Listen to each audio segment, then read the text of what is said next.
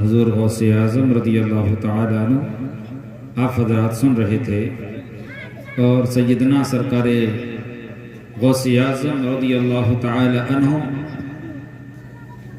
کی اولیاء میں وہ شان ہے جو شان نبیوں میں میرے آقا محمد مصطفیٰ صلی اللہ علیہ وسلم کی ہے۔ محمد کا رسولوں میں ہے جیسے مرتبہ اعلیٰ، ہے افضل اولیاء میں یوں ہی رتبہ غوث اعظم کا، ہے افضل اولیاء میں یوں ہی رتبہ غوث اعظم کا۔ گئے ایک بار میں 70 مریدوں کے یہاں آقا، سمجھ میں آ نہیں سکتا معمہ غوث اعظم کا۔ حضور غوث اعظم رضی اللہ تعالیٰ عنہ کی وہ شان ہے کہ آپ ولی پیدا ہوئے اور 18 پاروں کے حافظ پیدا ہوئے۔ جب آپ کی بسم اللہ خوانی ہوئی، بسم اللہ خوانی کرنا چاہیے، یعنی یہ بزرگوں کا طریقہ رہا ہے کہ بچے کی اب ابتدا ہو رہی ہے تعلیم کی، یعنی اس سے ظاہر کیا جاتا ہے بچے نے اب پڑھنا شروع کیا ہے، اسٹارٹ کیا ہے، بزرگوں کا طریقہ رہا ہے۔ آج کل تو برتھ ڈے ہر گھر میں منا رہے ہیں، یوم پیدائش، لیکن بسم اللہ خوانی کا اتنا شوق لوگوں کے اندر نہیں ہے۔ حالانکہ بسم اللہ خوانی یہ اچھی چیز ہے، بہتر چیز ہے۔ تو حضور غوث اعظم رضی اللہ تعالیٰ عنہ کی جب بسم اللہ خوانی ہوئی، استاد نے کہا بیٹا پڑھنا شروع کرو۔ آپ نے پڑھنا شروع کیا، اعوذ باللہ پڑھی، بسم اللہ پڑھی، پہلا پارہ پڑھ دیا، دوسرا پارہ پڑھا، تیسرا پارہ پڑھا، چوتھا پارہ پڑھا، پانچواں پارہ پڑھا۔ آپ پڑھتے جا رہے ہیں، استاد حیران ہے، اتنا چھوٹا بچہ ہے اور یہ قرآن کریم کی تلاوت کرتا جا رہا ہے۔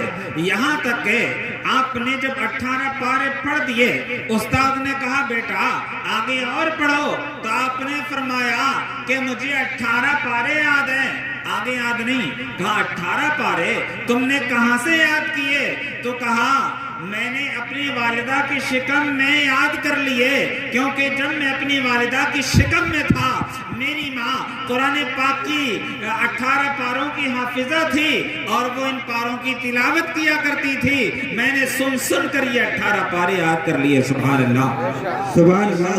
حضور غوث اعظم رضی اللہ تعالیٰ عنہ کی آپ نے اپنی والدہ کی شکم میں 18 پارے یاد کر لیے، تو اس سے پتہ یہ چلتا ہے کہ مائیں جو کام کرتی ہے اس کا اثر ان کے بچے پر ضرور پڑتا ہے۔ تو یہ تو تب کی بات ہے کہ جب بچہ والدہ کی شکم میں ہو، لیکن جب بچہ اپنی آنکھوں سے دیکھ رہا ہو اس کی ماں کیا کر رہی ہے، ماں کیا کھا رہی ہے، ماں کیا پی رہی ہے، میرا باپ کیا کر رہا ہے، میرا باپ کیسے چل رہا ہے، میرا باپ کیسے باتیں کر رہا ہے۔ بتائیے جب بچہ اپنی ظاہری آنکھوں سے والدین کے چلنے پھرنے اٹھنے بیٹھنے کو دیکھے گا تو کیا والدین کی تربیت کا اثر بچے کے اوپر ہوگا کہ نہیں ہوگا؟ والدین جو کریں گے کام اس کا اثر بچوں پر ظاہر ہوگا کہ نہیں ہوگا؟ اپنے بچوں کے لیے اچھا بنانا چاہتے ہیں تو پہلے آپ کو اچھا بننا ہوگا۔ بچہ دیکھے گا کہ میری ماں نماز پڑھ رہی ہے، بچے کو نماز کا شوق ہوگا۔ بچہ دیکھے گا میرا باپ نماز پڑھنے جا رہا ہے، بچہ بھی نماز کو جانے کی کوشش کرے گا۔ جب بچہ دیکھے گا کہ میرا والد بیٹھ کر پانی پی رہا ہے اور پانی پینے سے پہلے بسم اللہ بھی پڑھ رہا ہے تو بچہ بھی بسم اللہ پڑھ کر پانی پیے گا۔ بے شک بے شک۔ حضور غوث اعظم رضی اللہ تعالیٰ عنہ کی والدہ عابدہ زاہدہ پارسہ ام الخیر فاطمہ ثانی رضی اللہ تعالیٰ عنہ، اور والد بھی اللہ کے ولی حضرت ابو صالح موسیٰ جنگی دوست جن کا لقب ہے، وہ بھی ولی۔ جب والد ولی ہوں، ماں زاہدہ عابدہ پارسہ ہوں، تو بچے پھر حضور غوث اعظم رضی اللہ تعالیٰ عنہ جیسے ولی پیدا ہوا کرتے ہیں۔ تو حضور غوث اعظم رضی اللہ تعالیٰ عنہ کی بڑی اونچی شان ہے، آپ کا بہت بڑا مقام ہے۔ آپ کے بارے میں اعلیٰ حضرت لکھتے ہیں، وہاں کیا مرتبہ ہے غوث بالا تیرا، اونچے اونچوں کے سروں سے قدم آلا تیرا، سر بھلا کیا کوئی جانے کہ ہے کیسا تیرا، اولیاء ملتے ہیں آنکھیں وہ ہے طلبہ تیرا، اولیاء ملتے ہیں آنکھیں وہ ہے طلبہ تیرا۔ سبھی حضرات پورا مجمع ایک بار تڑپ کے کہتے سبحان اللہ، ایک بار کہتے ہیں سبحان اللہ۔ خاک طیبہ میرے سینے سے لگا دی جائے، ہاں بشارت مجھے جنت کی سنا دی جائے، محفل نعت پھر ایک بار سجا دی جائے، قلب دشمن کی چلن اور بڑھا دی جائے، جس پسینے کی مہک مکے کی گلیوں میں رچی، وہی خوشبو مجھے ایک بار سونگھا دی جائے۔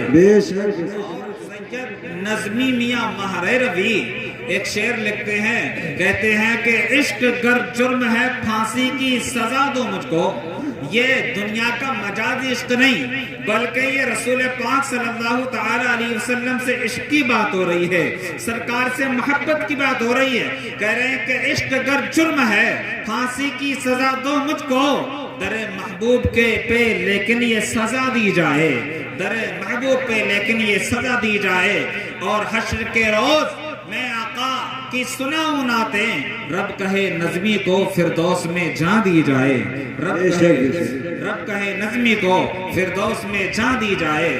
اور اعلیٰ حضرت لکھتے ہیں کہ دشمن احمد پہ شدت کیجئے، ملحدوں کی کیا مروت کیجئے، مثل فارس زلزلے ہوں نجد میں ذکر آیات ولادت کیجئے، جس کا حسن اللہ کو بھی بھا گیا، ایسے پیارے سے محبت کیجئے۔ بے شک سبحان اللہ سبحان اللہ۔ محبت کرنا ہے تو اپنے سرکار سے محبت کیجئے۔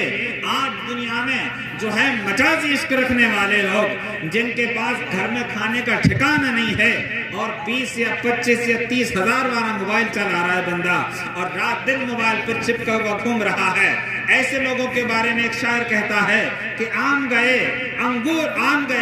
امرود گئے اور انگور کھٹے رہ گئے، سارے عاشق مر گئے، یہ الو کے پٹھے رہ گئے۔ بے شک سارے عاشق مر گئے، یہ الو کے پٹھے رہ گئے۔